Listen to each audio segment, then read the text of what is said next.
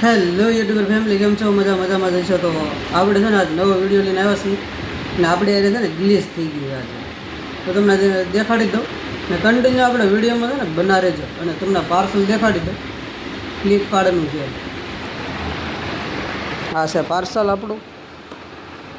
અને આ ઓળો જોઈ લો, તમે જોઈ શકો છો. આપણું નામ છે, જો તમે આ રીતે બધું છે.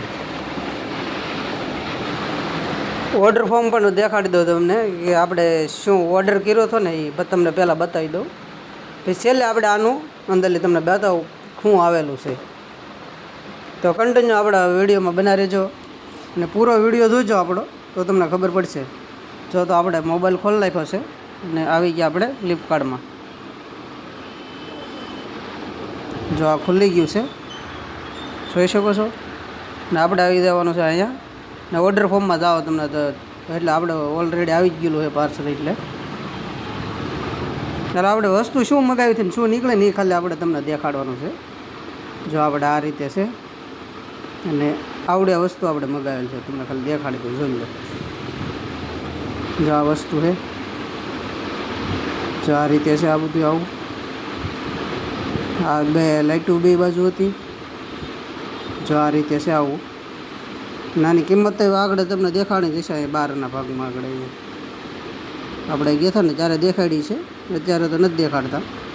313 રૂપિયાની છે પ્રોડક્ટ. હવે તમને એ બતાવી દઉં, એની અંદરથી નીકળે ને એ રેડી. તો જોઈ શકો છો ઓલરેડી છે ને, તમને આમાં કાઢીને દેખાડી દઉં. હવે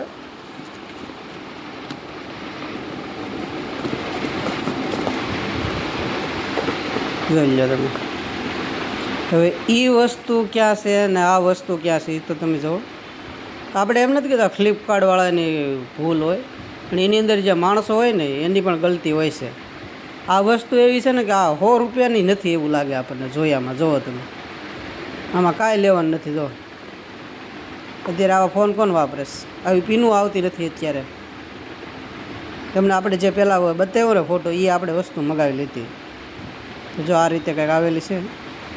અત્યારે તો આપણે રિટર્ન કરી નાખી છે. આપણું કહેવાનું એવું કે ભાઈ એની અંદર જે માણસો કરતા હોય ને કામ, તો એનીથી વ્યવસ્થિત જે વસ્તુ આપણે મગાવી આવવી જોઈએ. કેમ કે 7 જમાણે આપણી વસ્તુ આવે, 5 જમાણે 6 જમાણે, તો સરખી વસ્તુ તો આવવી જોઈએ ને ભાઈ. જુઓ તમે, 100 રૂપિયાની વસ્તુ એ આપણે કેટલા કરેલા છે? 313 રૂપિયા કરેલા છે. તો કાંઈ વાંધો નહીં. વિડીયો સારો લાગ્યો તો લાઈક કરજો, શેર કરજો.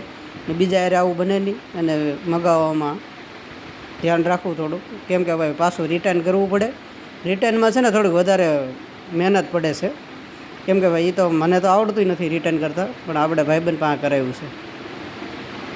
મગાવવાનું તો હાવ ઈજી છે, રિટર્ન નથી થતું ઘડીકમાં. એટલે ખાસ કરીને જોઈને વિચારીને મગાવવું. કેમ કે ભાઈ વસ્તુ અલગ અલગ આવી જાય ને એ વાંધો છે, બીજું કાંઈ પ્રોબ્લેમ નથી આમાં. જોઈ શકો આવી છે. જો તમને બધું દેખાડી દીધું છે આપણું. જો બધું કાંઈ વાંધો નહીં. હાલો ને હવે આપણે આ બધું પેક કરી દઈએ. પાછું આ બધા લેવા આવવાના છે એટલે કાલે આવશે, હવે આજ તો ન આવે. ચલો, તો વિડીયો સારો લાગ્યો હોય તો લાઈક, શેર અને સબસ્ક્રાઈબર કરવાનું ભૂલતા નહીં તમારા ભાઈને. જય મોગલ ને જય દ્વારકાધીશ. બાય, ટાટા.